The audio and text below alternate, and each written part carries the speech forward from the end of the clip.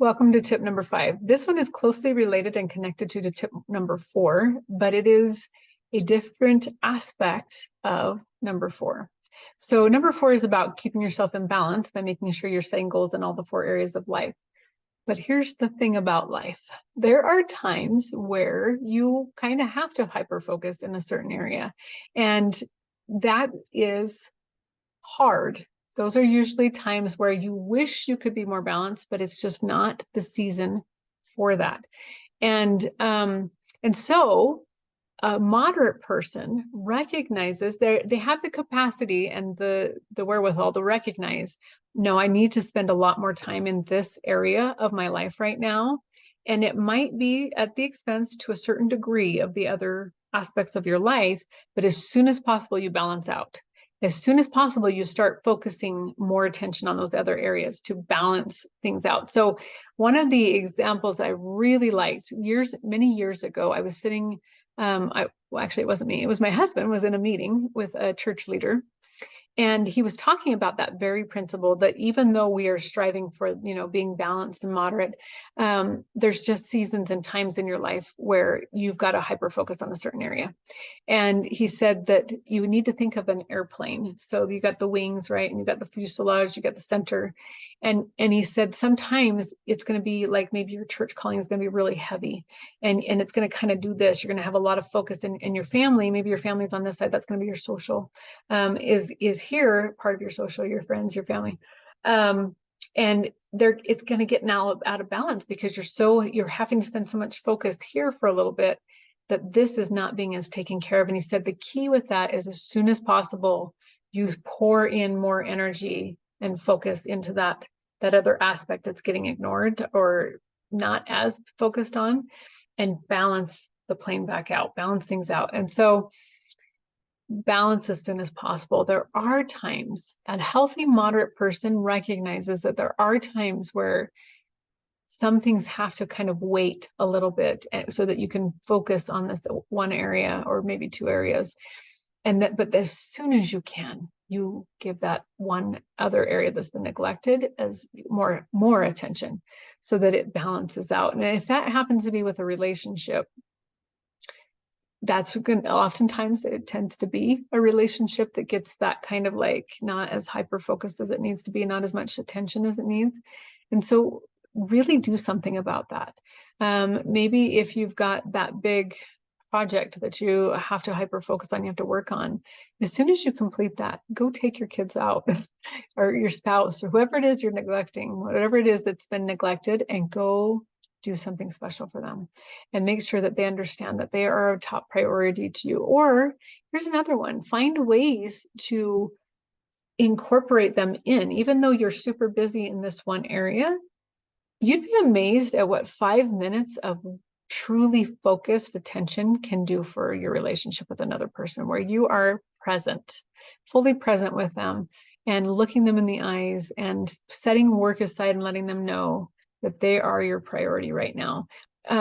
Work is always going to be there.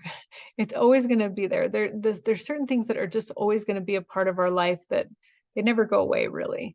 And but relationships often, for some reason, seem to be the thing that we kind of set on that back burner. And I would encourage you that even if you have to be hyper-focused on work or a project or a church calling or whatever it may be, that you remember that those relationships really are number one. Because without those relationships, what are you working for? What's your why? To me, the most important things in life are those relationships with other people. And I'm a workhorse. So this is something I have to keep reminding myself of, is like my why is because of these people. And so making sure that they actually feel that, not that you can be a very good provider and they still feel like that you don't care. And it's because you're not making that one-on-one time with them. And so okay, I want to share an example. So my father and my husband both have been really good examples of this for me. So my dad, when I was younger, he was a very busy man. He had his own business and he worked so hard. He got up at the crack of dawn and he didn't come in until late at night. I mean, like when it was dark, he was just working so hard. And when I needed him, like when I had a problem or I just had something exciting happen in my day and I wanted to share it, um, my dad would act, it was like weird because he would act as if he had all the time in the world for me. He would listen, and it was like he'd been waiting all day for me to tell him the story or to share whatever it was I had been wanted to share with him. And he just made me feel so special. And like and I knew he was super busy. But whenever I was like, Dad, can I tell you something or whatever, he'd be like, yeah. And he'd sit down and he'd look at me and he'd listen and he'd laugh at the right moments and he'd if it was a hard thing, he would empathize with me. He was very good that way. Um, and I remember one time asking my dad, like, Dad, you are really good at listening to people, making them feel like they're like number one to you, and I know you're super busy. I know you have a lot of a heavy weight on your shoulders. We had a big family.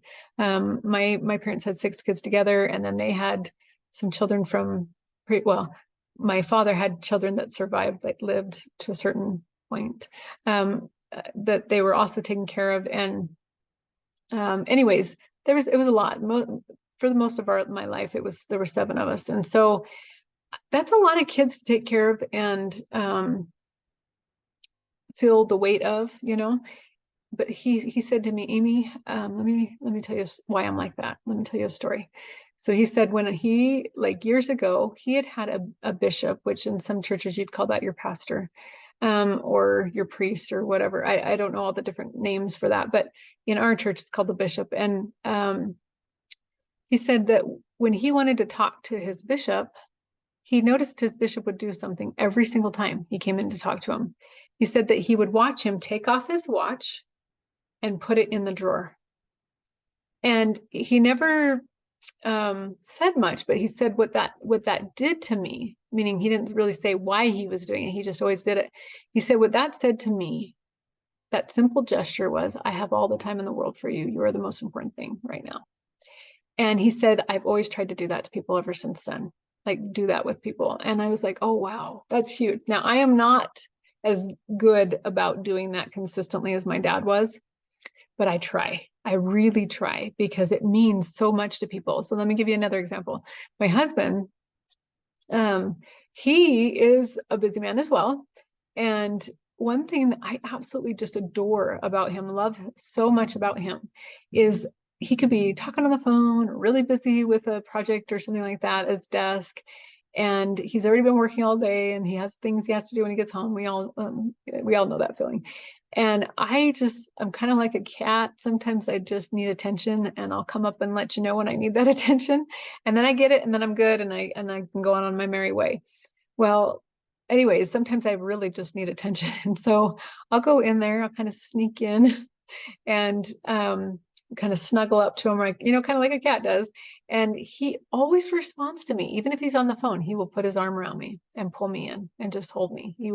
And I love that. Like, it means so much to me. It makes me feel so important. And so I would highly recommend to you that even if you have to have a fuselage moment where you're really heavy weighted in one of the 4 areas, whether that's socially or intellectually or physically or spiritually, that you will still make time to give people what they need. Give the other areas of your life at least some attention.